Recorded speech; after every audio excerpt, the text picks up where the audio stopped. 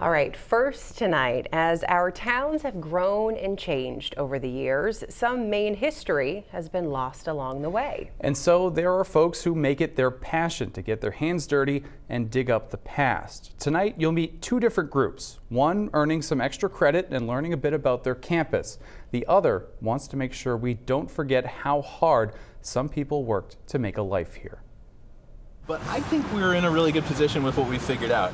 When a history class gets to go outside to learn, that's an accomplishment. When the history lesson is in the ground, now we're talking. At the University of New England's Biddeford campus, professors Arthur Anderson and Eric Zelo are leading eager students through an archaeological dig that originated from some old photos and a building, or buildings, lost to time. What we had here was a house. And this all begins with some photographs and a house that obviously isn't here now. So, some questions. Built in the 1880s and torn down to expand a growing campus in 1963, there was little known about what happened in this home. Turns out that it's kind of an exciting story. We have a family turmoil of potential rum running, maybe some illicit activity.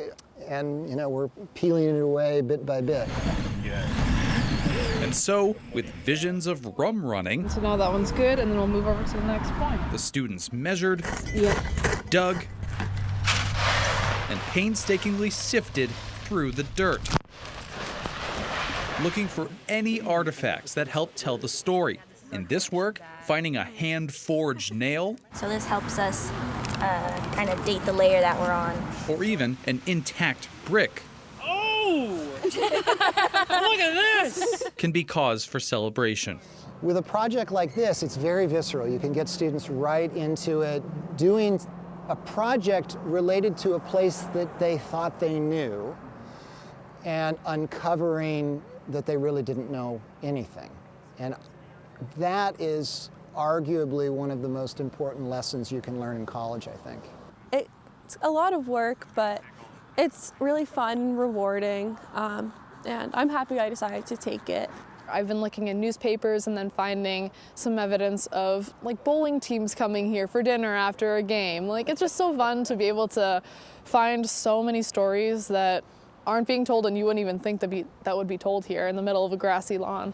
However, student Marissa Carter let us know this isn't even the most interesting archaeological dig in southern Maine. There was a little tour opportunity at the site in Kennebunk that was a free black community in Kennebunk that they're now excavating. This is Leith Smith, a Maine state archaeologist on a mission to uncover a free black community settled shortly after Massachusetts abolished slavery in 1783 until the last resident died around 1831. They had asked for permission to settle on some of the town common land, which this was. Over the summer and fall, Smith's team uncovered clear signs of structures and artifacts. He's excited about this work because, he said, despite being a very white state, a lot of Maine's history includes black Mainers, and some of that history is still unwritten. What Smith's team does know is these Mainers built homes together with stone fireplaces they had to cart in. They built a neighborhood and became part of their larger community. In the case here, there are some church records where we know probably some people from this community attended church in town. They attended this church, now a Unitarian church, but standing as it did at the turn of the 19th century. Even after walking 1.5 miles to pray, the white parishioners made their black neighbors climb up through this shaft into the belfry and sit behind the organ. Their small view is now boarded up, but you can still see the outline in the wall where their pew was built. They were free from slavery in Maine, but not from persecution. How did they make that transition from being enslaved to being free and now living on their own? That's one of my real interests. How did they manage that? I can't imagine doing that.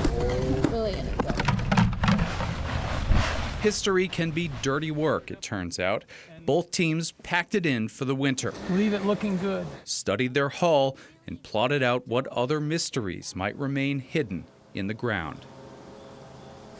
The team in Kennebunk plans to get their shovels back out this spring. Once they're done, the goal is to apply to make the land a landmark people can visit and learn about. And they got very lucky at that Kennebunk site. There was a woman who owned the land in the 1940s and realized what she had there, some of the historical significance, not all the way, but she said, this is an important piece of land, donated it to the state. And that's why it's preserved now, because there is a neighborhood being built as we speak around this plot of land, but that will be protected. Preserved and protected. That's awesome. Well, and I saw some of the things that they were collecting. It was like glass bottles and ceramic and stuff like that. But it kind of makes me want to get like a metal detector and start going out around the woods behind my own house, because it's like you never know what you're going to find. Now, what I would be doing is way less sophisticated than what these teams are doing, but still, you never know what you're going to find. But that's a cool part about living in one of the oldest parts of America. Of course, we had indigenous people here centuries ago, and then settlers here as well. We got so much history right in our little corner. Exactly. It's really cool. Good stuff.